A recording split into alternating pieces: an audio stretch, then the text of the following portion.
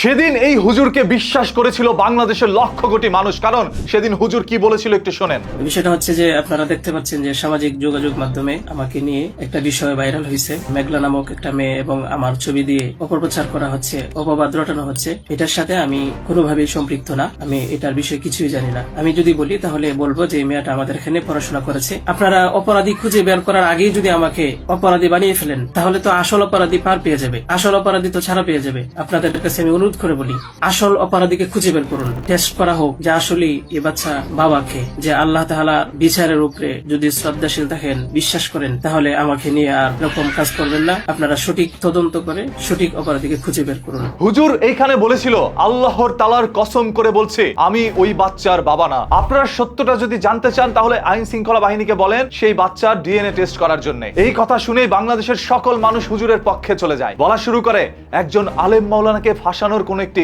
চক্রান্ত চলছে। এই হুজুরের মুখে দাড়ি, পরনে পাঞ্জাবি, মাথায় টুপি আর সুন্নতি লেবাস ধারণ করার কারণে মানুষ সিম্পেথি দিয়ে তার পক্ষে চলে গিয়েছিল। তবে সত্যটা বেরিয়ে আসলো 2026 সালের আগস্ট মাসে। ডিএনএ পরীক্ষা করার পর প্রমাণ মিলেছে সেই বাচ্চাটি এই হুজুরেরই। বাচ্চার ডিএনএ আর হুজুরের ডিএনএ মিলে গিয়েছে। এখন আপনারা কি বলবেন, কি শাস্তি চান এই মোল্লার? এই ঘটনাটি ঘটে গিয়েছিল 2024 সালের নভেম্বর মাসে। আজ প্রায় 2 বছর পর সেই ঘটনার সত্যতা মিলেছে। এখন মানুষ আবার বলছে আলেম বেশি, একজন বড় জালেম হচ্ছে এই হুজুর। দেখেন, আমরা এখন কাকে বিশ্বাস করব? কার কাছে সন্তানকে লেখাপড়া করতে পাঠাবো? মাদ্রাসা মসজিদে? যে মসজিদের মধ্যে এইরকম একজন ছদ্মবেশী মোল্লা বসে থাকে, যে মোল্লাকে অনেকেই মনে করেন মোল্লার দাড়ির খোঁচা খেলে আপনারা কনফার্ম জান্নাতে চলে যাবেন। তাই একটি বউ আছে জানা সত্ত্বেও আরেকটি মেয়ে মোল্লাকে বিয়ে করেন। এইভাবে এক একজন মোল্লা 9 থেকে 10টা কিংবা 20টা বিয়ে করে ফেলে। বাংলাদেশে মোল্লাদের ধারা এই বিয়ে করা ছাড়া আর কোনটা সম্ভব হয়েছে? এই সকল ভণ্ড মোল্লাদের কথা বলছে, আবার সকল মোল্লারা খেপে যায় না। আপনাদের প্রতি মানুষের একটু সিম্পেথি আছে, আর সেই সিম্পেথিটা কাজে লাগায় এইভাবে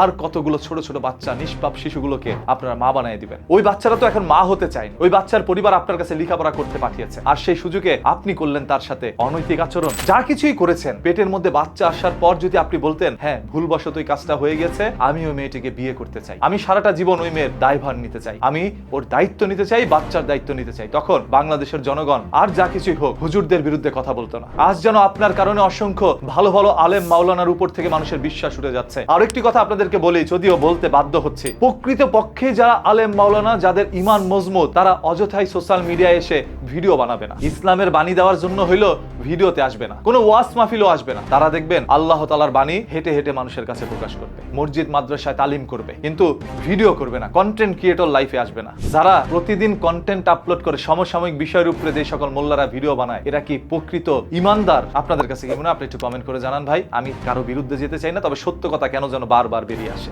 যত চাই সত্য গোপন রাখতে, তারপর সত্য উন্মোচন হয়ে যায়। কি করব ভাই, স্বভাব। সর্বশেষ এই যে হুজুরটা বলেছিল আল্লাহর কসম দিয়ে সেদিন এই কাজ তিনি করেন নাই, আজ প্রমাণ হলো এই কাজটা তিনি করেছে। আল্লাহ তাআলাকে নিয়ে কসম কাটার কারণে এই হুজুরের কি শাস্তি হতে পারে? আর সেই বাচ্চাটাকে যে মা বানায় দিল এত অল্প বয়সে, এই জন্য এই হুজুরের কি শাস্তি হতে পারে? সবাই একটু কমেন্ট করে জানান, আর ভিডিওটি শেয়ার করে দেন, যাতে করে বাংলাদেশের প্রতিটি মানুষ সত্য তথ্য জানতে পারে। প্রতিদিনের ঘটে যাওয়া এই ধরনের ঘটনা, দুর্ঘটনা, লুকোনো সত্য জানতে পেজটাকে এখনই ফলো করে রাখেন। কথা দিচ্ছি, মাটির নিচ থেকে লুকোনো সত্য বের করে এনে উন্মোচন করবো আপনাদের সামনে যতদিন এই দেহে প্রাণ আছে, ইনশাআল্লাহ।